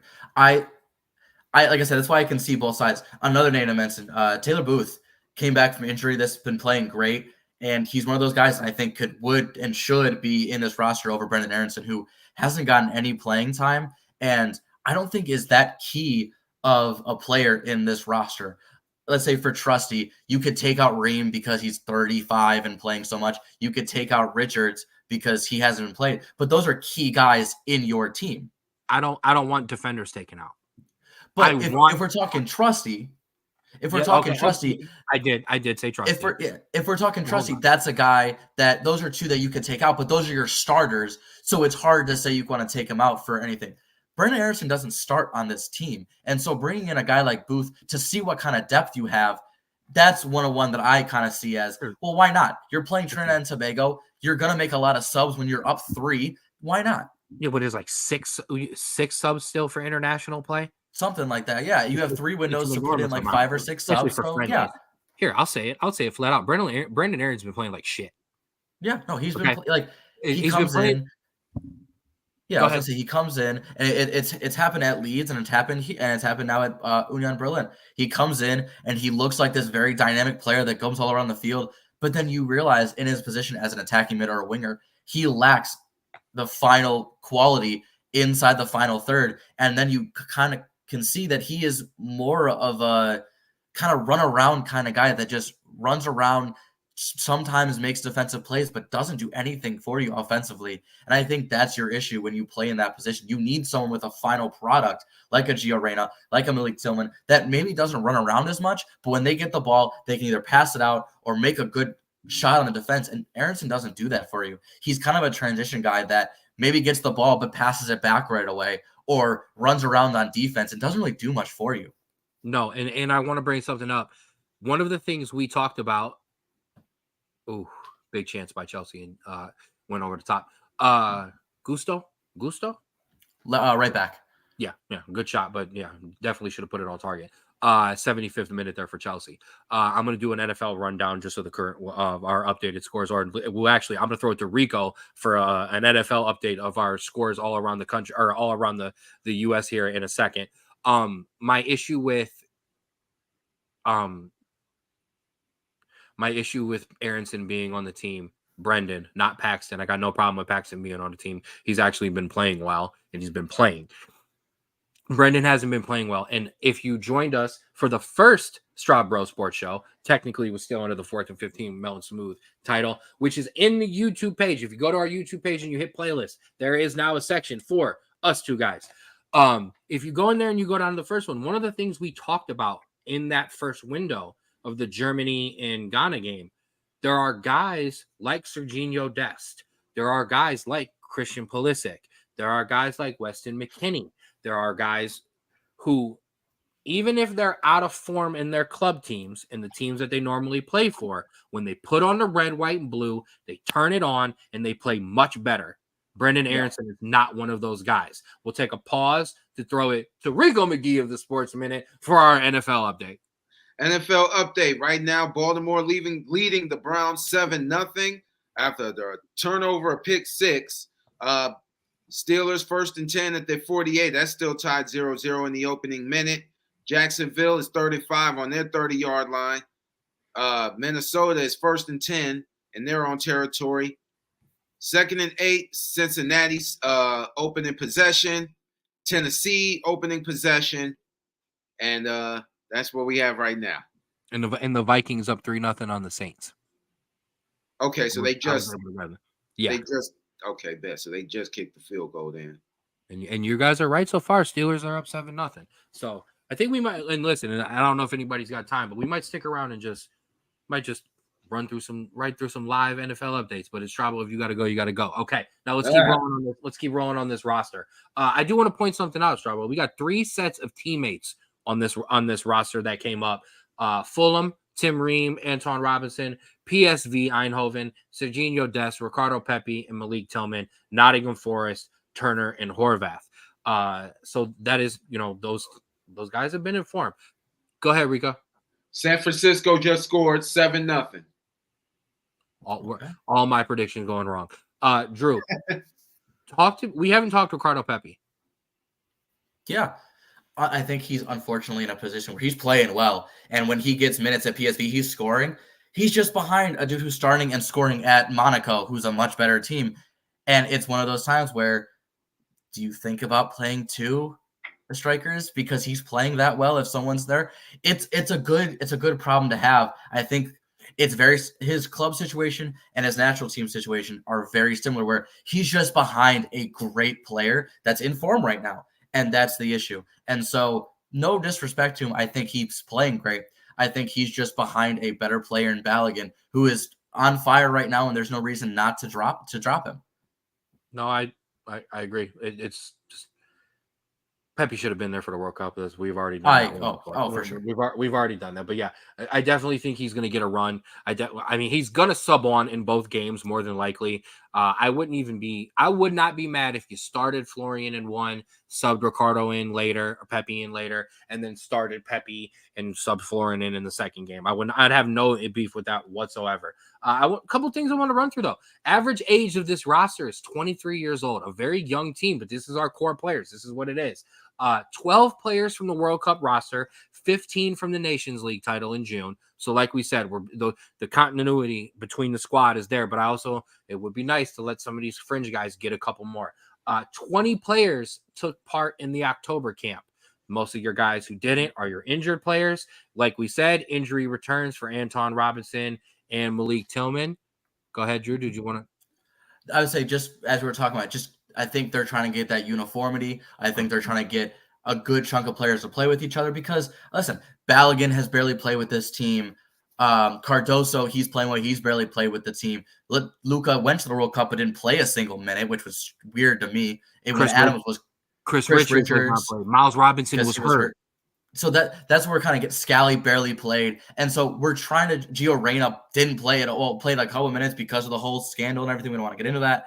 But we want to get these good players playing with each other because look at Morocco, look at Croatia. These are they're the same 20 players that play with each other because they're the best 20 players and they play with each other all the time. So they know how to move, they know how to pass with each other, and that's more important than just putting 11 of your best people. You want a structure because that's how you win in soccer.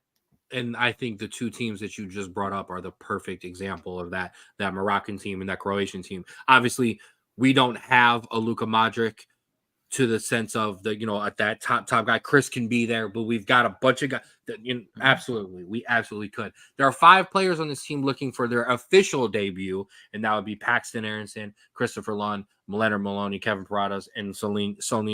Solina will probably not see one of those this week, unfortunately. I would like to see Horvath, although I wanted to originally see Horvath play, but with Turner now not playing at Forest, now this international window becomes crucial, and now we're in a worry because now none of our goalies are playing. Yeah, but however, honestly, in my opinion, I think goalie is one of those positions that you don't need to play regularly, just because I think the game comes to you very differently than I think a field player would. Let's say you're a defender, you're a midfielder, you have to get the feel for the game and stuff like that. For a goalie, a lot of it's shot stopping, a lot of it's positioning, and you can do that in drills and in simulated games. And I think, while it still sucks and you want your goalies to play, that's, not disagreeing with that. I'm not sure what that was. But I think it's less important. And as you've seen, we played Stefan when he wasn't playing at City, and he did a good job. Like, he didn't do a bad job in any right. And so I think it's less important, still important, but I think less so. Actually, I disagree with you. I would much rather now have a goalie who's at least playing somewhere. I want you to be playing minutes. And my problem is Forest doesn't. When Stefan was playing at City were in the Champions League, City were in the FA Cup, City were in the Carabao Cup. He was playing. Okay, it was only for cups, but he was playing. Nottingham Forest aren't in that many competitions, so there's not going to be many games. So if Stefan isn't playing, Stefan's not playing, and now Horvath is now under both of them, and he's not even going to get it. So I think this is a bad situation for our keepers, but I don't think it's going to be something that absolutely is devastating right now. Let's do something real quick, Drew. Can we talk about how stupid it is to be playing the same team 2 games in a row when the team is not a quality opponent? Well, unfortunately, that's what you get with CONCACAF. You're in these competitions, Nations League and the Gold Cup, later on, where your first couple games, you're going to play awful opponents. And that's unfortunately just where you live in. You have, Mexico, you have Canada. Sometimes you have, a team like Panama that plays well. But that's when you play these kind of competitions, that's what you play with. What's Mexico doing this week? It's the same thing. They're in Nations League. Oh, so technically this isn't friendly. Technically this is a Nations League friendly. Yeah, but and unfortunately that's what it is. You are going to have to play awful opponents because that's the competition you're in. We're not in. Why would they schedule twice? Why would they schedule them twice? It's home and away. It's a tournament. It's the home and away leg. I forgot. I apologize. No, you're good. I'm not oblivious, ladies and gentlemen. I did not realize that the Nations League window was the home and away one already. Yeah, and Baltimore 13-0. Oh God. And But that's what I was saying with why we got into Copa, because we want to play better competition, even if it's not a Brazil, even if it's not That Copa, ladies and gentlemen, that Copa America tournament gonna be lit. We got a possibility to play in the Brazil U.S. in the U.S. We got a chance to play Brazil, play Argentina, to play Colombia, to play the big dogs down there, and to show that we can hang. So that is definitely a big one. This is awful. I mean, is there any way in hell that these games are not both 4-5-0? Because they should be. They are, but however, we've seen Greg Berhalter, the manager of the U.S., we've seen him set up against teams away, and it's just been – go on. We have been waiting to do it. Let's do it. Greg Berhalter talk. Yeah. You know what? I will give him some credit before I go off, because what he has he's done slowly, but he has adapted little by little as we go on. Sorry, Mama. It's okay. It's still early. Yeah. But he has adapted little by little, because when he first came on, it was a very rigid system with a lot of MLS guys, and you could tell he was very underqualified. However, as it's gone on, we've seen less and less MLS guys. We've seen him adapt more systems. We saw it against England when we tied against them, and we played a much more defensive. We weren't, coming out like we usually do, and we played very well. Is there still room for improvement, and there are still some head-scratching decisions? Yes. However, I think he's finally understood that playing with a 2 midfield system with Reyna above them and the wingers, that is the system to go to. And I think, obviously, Gio couldn't play as much, and that's why we suffered those other 2 games when he was out. However, I think, and we couldn't play Tillman because he was injured, I think he knows that system is our best system.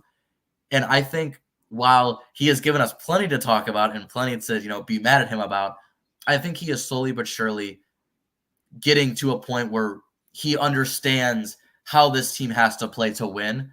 And I want to see him at how he plays at Copa, because I was Berhalter out at some point, but I think I've slowly been able to see his adjustments. And I think, well, hold on, just to put it, I think City has scored. 4-3, buddy. 4-3. Sorry.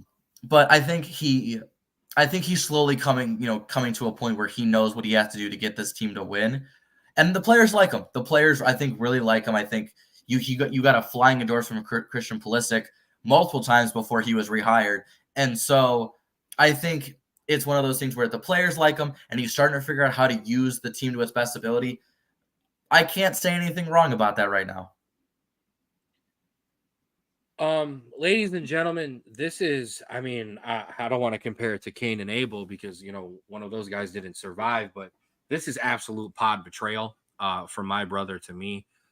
No one decided to let me know he had left the Berhalter out group, because I've been helping him drive and navigate the damn bus.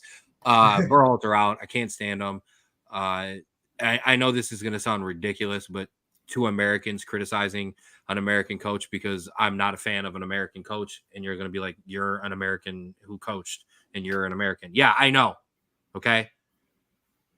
We had a chance to sign Thierry Henry. We had a chance to sign some other guys. Everyone turned us down, or we didn't make a serious offer.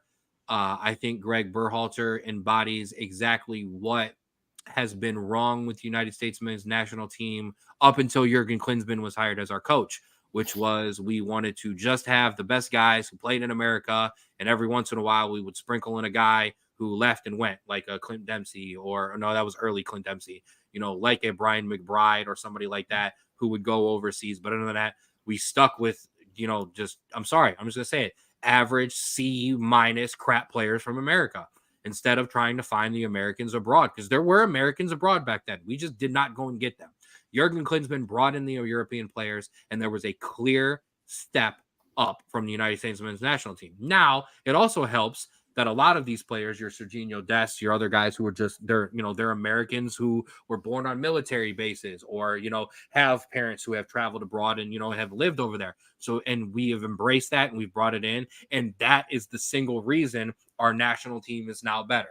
Till we start listen, I'll say it just flatly like this. Until we start tapping into where our athletes really come from in America, and we've kind of started to in soccer, but our best athletes still play basketball and they still play football. Okay, they're transitioning now into soccer, and we're getting some of those. But until we get a Russell Westbrook, until we get a LeBron James as a goalie, a John Morant, a Tyreek Hill, until those guys start playing soccer, we're still going to be this gap. But Jurgen Klinsmann been brought in those European players, and now we have those European players as a standard for this United States men's national team. And I'm sorry, Chelsea just distracted me on my rant, but Greg Berhalter and the coaching staff and our management in the United States men's national team is still stuck in that old school thought, because they're all of the ones who are running the damn thing. It's all of those Americans who never went anywhere. And I'm sorry, they never went anywhere in terms of playing overseas. And now they're all the ones in charge. So all of the coaching hires and all of these staff hires are just MLS rejects and MLS guys who have come out of it. And I'm sorry, we have seen it at the World Cup. Netherlands laughed at us because of our tactics. Louis van Gaal, who is a great international manager. He's a great manager in general, but a great international manager laughed at our tactics. Okay? That's fireable in itself. When you have this kind of F word almost came out. When you have this kind of damn talent on this team, I'm sorry, you cannot have an MLS reject manager who wants to play kick and chase. I'm fucking tired of it. No, hey, listen, that's very fair. I will say, though, if you look at the roster that, Greg Berhalter picked out for, I want to say, our Gold Cup final against Mexico when he dominated us his first time, and the roster now, even the lower on the roster are from Europe, and so I would say he has progressed in that sense, where I think because he's had access to it, he has stopped picking the MLS guys. And me and Drew have been beyond critical of the Christian Roldans and the and I love Jordan Morris and Areola, Areola, Aaron Long. So he has stopped. Yeah, and I completely get that. I think fixing our U.S. or soccer in the United States is a whole other conversation for a pod, because there are so many things that we do wrong. However, I think that the main I like to think of it this way, right? When the Cavs won their championship back in 2016, who was their head coach? At the beginning of the year, it was David Klopp. Yeah. And who was it at the end? Tyronn Lue. Would you say Tyronn Lue is the best guy we could have gotten on that team? Like, if we could have hired somebody, was he the best head coach? No. However, he was the one that the players loved and bonded with, and that got them to be able to play the game. Wait, well, he was the coach LeBron bonded with, but I got you. And the players love LeBron, and that's how it works. That's and it's the same thing. Christian Pulisic, like all those guys, really like Greg Berhalter. Is he the best guy we could have gotten?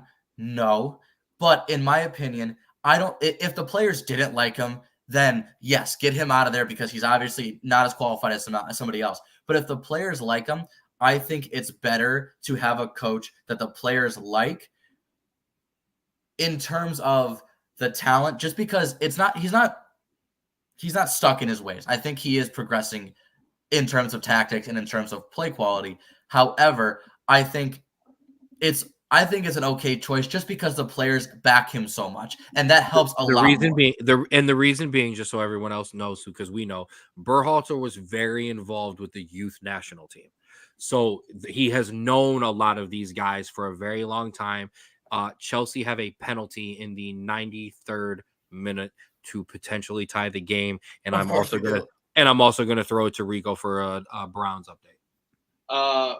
Right now, or whatever update you were about to give. Hold on, it's third down, and Deshaun. Oh no, Deshaun's gonna take off. He throws a pump, throws it away. It is 3rd and 10. Oof. 3rd and 10 at midfield right now. The Browns. Still 13-0? Huh? Still 13-0? It's 14-0. 14-0. Okay. 14-0. I may or may not be putting it on my phone right now to see what the score is. Let's see if he makes it. The AFC North is a whole different beast from the AFC South. Absolutely. And listen, man, the Straub Sports Show, we're bringing you live updates. We're bringing you live updates of the NFL, live updates of the English Premier League. We've got you absolutely covered. So we are going to be wrapping up here soon, though. But I have a question, one or two more things for you. I think we're actually probably going to roll until these kind of things finish, and then we'll let everybody go. Anyone you want to absolutely see get some minutes in this round? Yeah, Malik Tillman, I think, is a major thing. I wanted to see him last window because he played so well. Mom taking shots. Nice. However, he continued to play well, and he now gets a chance because he's healthy. I want to see him on this national team. Give me 1 second. I'm watching the build-up. Give me 1 second. There it is. Cole Palmer, the 20-year-old. Go. 1 second. Go. Hey, I'm ruining it. Spoiler alert. Come on. 4-4. Live updates on the pod. Absolutely. Chelsea tie at 4-4. We'll be definitely covering this on the Straub Sports Show this week. So Malik Tillman, I think, is the main guy I want to see. However, I really want to see Johnny Cardoso start both games and have a prominent role just because Adams is out till February. You don't really have a third midfielder. You have Reyna at the top and stuff, but I want to see Cardoso in that progressive role because that's what he plays International. And I want, like, McKennie's in there, Moose is in there. We know about them, obviously. I want to see Johnny Cardoso get a big look here because we're rumored on a big move to Spain. He's really young. He's coming up. I want to see him because our midfield, it's great at times, but it can also get overrun. And if we have a player like Cardoso that we can bring on in case of, we're getting overrun, I would love to see him. A McKennie or a Musa are just not having it that day. And right. I know it's not often, but it does happen. Absolutely. I don't have a specific player. I mean, I guess, like I said, I could throw that back up, but I have more of a thought. Okay. Timmy Weah is out. Christian Pulisic is out. So both your wingers are out.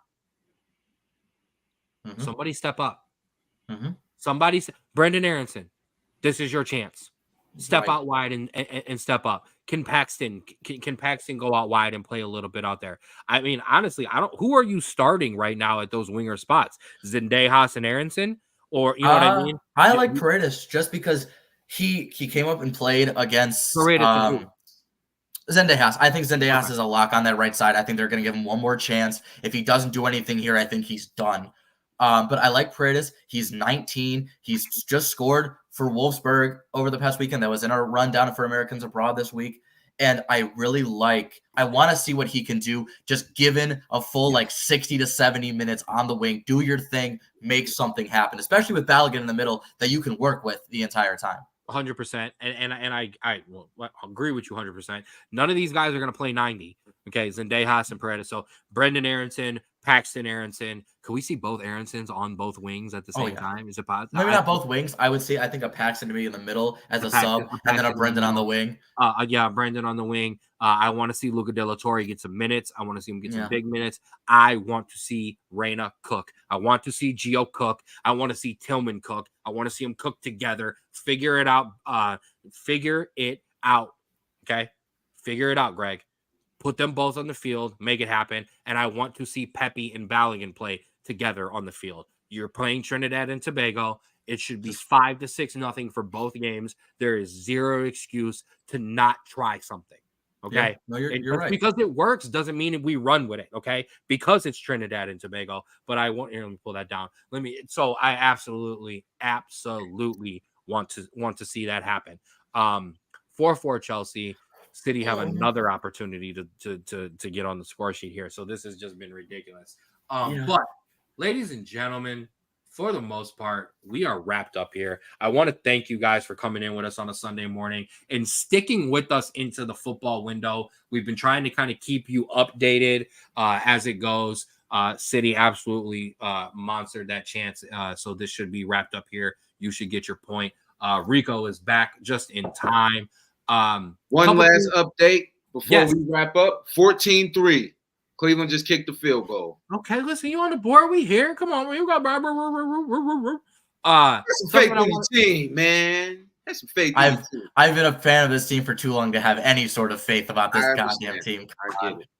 Listen, yeah. Listen, I understand, and so 1-31, man. 1-31. Yeah. right. Listen, listen. I know 1-31, 0-16, 1-15, 5-11, 2-14, 3-13. Hell, listen. Until you watch your team have a second half debacle in the biggest game in professional football, I tell people I don't want to hear it.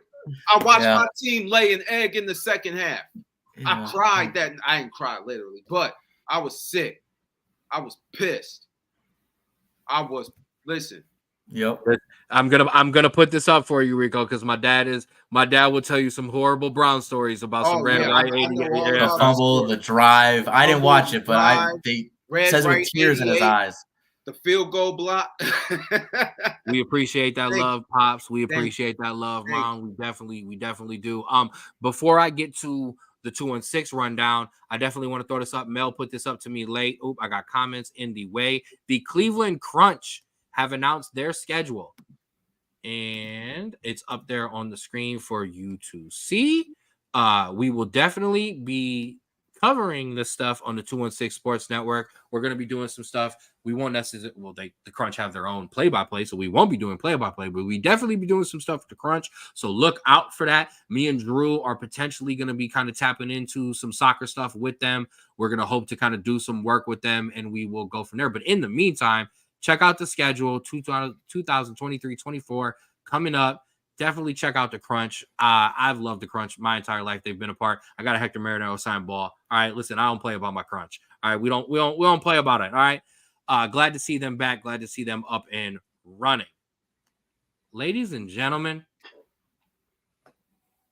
Rico, Mcgee, I appreciate you, bro. Thanks for coming in. Thank you, bro. Sports Show. Thank you all for having me, man. I really appreciate that, man. Absolutely. And we've talked about kind of doing these Friday and these weekend pods to kind of do a little bit of NFL, hit some broader topics that we can talk about. So definitely keep on the lookout, because this will not be the only one. We maybe need to kind of start running through some picks like this on some Sunday mornings when we all have some time. I also want to give a big shout out. The 216 Sports Network has a new member. The NWO just keeps getting bigger because we taking over, baby. Jason Richardson, welcome aboard. We're looking forward to it. He's got his own show. He already does some writing for the Canton Charge and for the Cleveland Cavaliers. You don't want to talk NBA? That man knows his NBA. So he's going to have a show on the pod. He's going to have a podcast and a show coming up on the network coming here soon. Look out for it. It's must tune in. And right now, when you go to the 216 Sports Network Facebook page, there's a post up. You can see it. Click on, follow Jason, get with him, read his stuff, because I'm telling you, it's top notch. All right. He absolutely knows what he's talking about in terms of the NBAs. Thank you, Mom, for that love. So not only do we have our new member, we have our oldest member that isn't Mel and Smooth, and that would be Rico Mcgee of the Sports Minute, soon to be the Rulers Minute. Look out for that 500th episode. It is coming soon. I'm not going to ask for any details because I don't want to do no spoilers, Rico, but it definitely check out, because everybody that is coming in that 500th episode is going to be absolutely amazing. Also, definitely, I've said it multiple times. All right, go ahead, throw it, plug away, Rico. Oh yeah, man, the 500th episode is coming soon. Just look out for it, man. It's gonna be a lot of exciting things, man. We're gonna talk with everybody, man, and yeah, be on the lookout. If you've ever listened, and I use this when I talk to Rico about it, because if you have ever seen Around the Horn when they do like 100th episode or something, you know, it's people everywhere. Just we refresh, and it's more people that you know. And then when I use this one because every once in a while the clips of the Steve Harvey episode where they did a birthday special for him, and every segment was a new person. I told Rico, I said, man, get as many of the people in there as that you love, and it's definitely going to be a huge episode. It's going to be a big deal. 500. I mean, come on, ladies and gentlemen. 500 episodes. Me and this dude just hit 5. Okay, 5. All right, 500. That's no joke. Okay, that's why I always tell you, check out the Sports Minute. If it's on topic, Rico's hitting it, and that's exactly what it is. The 216 Sports Network. Hit up that YouTube page. Hit us with a like. Hit us with a subscribe. We truly appreciate it. Facebook and Instagram. Hit that page up too. That is Rico Mcgee. Rico Mcgee. That is Andrew Straub. I am Ken Straub. This has been the Straub Bros Sports Show. Ladies and gentlemen, as always, Love yours. I'm hitting the music. Toot up the band. It is time to go.